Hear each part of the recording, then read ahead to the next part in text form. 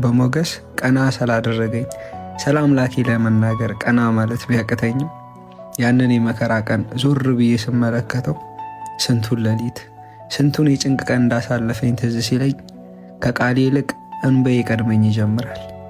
እኔ እያሸነፍኩኝ በመሰለኝ ሰልፍ ሁሉ ጌታዬ ሲያሸንፍልኝ እንደነበር የገባኝ አሁን ነው። ለካ ወዳጄ ፍቅር ነው። ትዕቢቴን አይቶ አልተወኝም፣ አልረሳኝም። አሁንም ድረስ ለትዕቢተኛው ልብ ይራራለታል። ባይገርማችሁ እንደኔ የረዳው የለም፣ እንደኔም ከወደቀበት ከተጣለበት ያነሳውም የለም። እንደኔ ግን እሱን የተወው የለም። ይህ የገባኝ ቀን ላመሰግነው ስቆ ከቃሌ ይልቅ እንባዬ ቀደመኝ። ያው እንደ ሰው አይደለም አይደል? እንባዬን ግን ተቀበለኝ። ብዙዎች በጨበጡት ድንጋይ ሊመቱኝ ቢያስቡ እሱ ግን እጃቸውን በሰማይ ይዞ አዳነኝ።